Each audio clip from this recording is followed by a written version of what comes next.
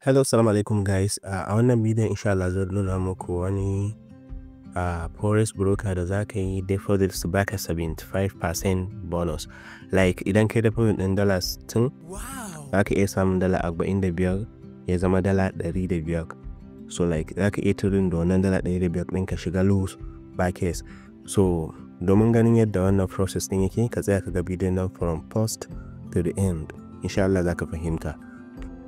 Sannan ka je Telegram ka yi sacin ɗin channel ɗinmu mai suna AG Trading Insight, ka yi joining, ko kuma za ga link ɗin a description. Sannan link ɗin shi ma wannan broker zan ajiye muku shi a description na wannan bidiyon ko kuma comment, saboda dole da link ɗin ne za ka samu access da abin.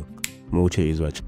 Ok, da farko bayan ka danna link ɗin za mu nuna ma yadda za ka yi register, sannan da kuma yadda za a yi ka sai ta iya boxing.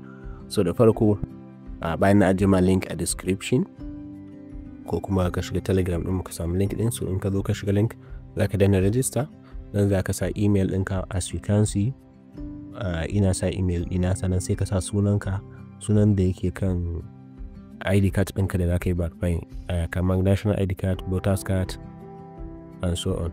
So like in ka wuce nan za su ce ka sa password. So sai kai creating password. za ga dokokin password din yadda da kusan password da ake sawa 8 character something like that.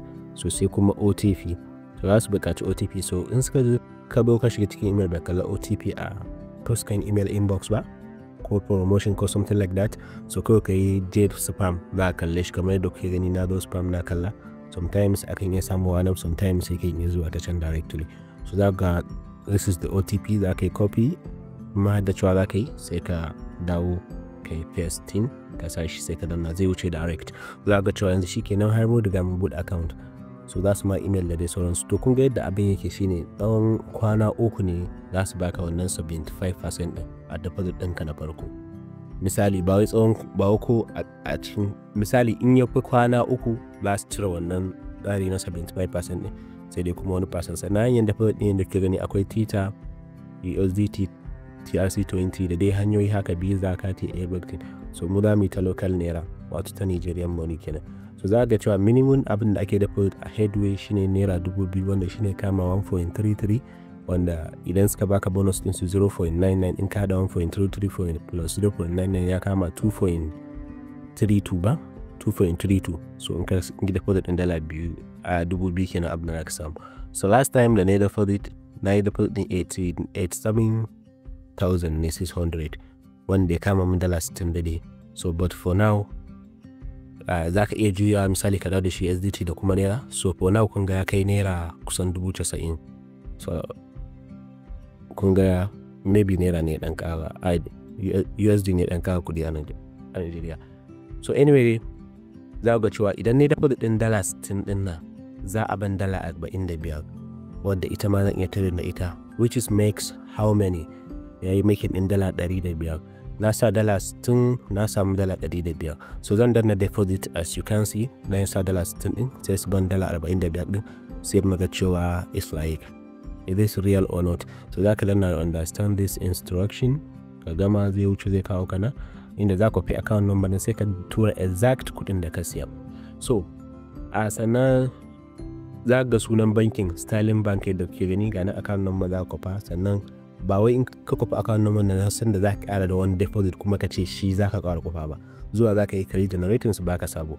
So yadda kuke gani na tura 87,600 last deposit ina kenan da nayi da kobo 10. So yadda suka nuna maka a can da kobo 10 ko da kobo 0 point something ne, kai ma haka za ka tura, ka gane. So dimo ka tura kawai normal, za ma ka iya fita ko kuma ka jira yi wannan. To ni ban jira ba, suna bata min lokaci, kawai sai na dan yi refresh. Za ka sun ce ma the transaction has been already completed, wato already na riga na biya kenan. So zan dan yi bai haka, za ka cin sun saba na payment din mu is in progress, yadda ke gani under the hood. To zan iya danna check transaction. So kawai ka danna check transaction, yadda ke gani gashi na sun bada $45 ga kuma $60. Wancan bonus za ga sun sa deposit bonus credit 75%, while wancan kuma shine ainihin the real money da nake da shi. So already kowa ya san yadda ake linkin din account da Meta Max, sorry, da MT5. yawa da MT5 mun saba ta MT5. So zaka yi linkin din account ɗinka.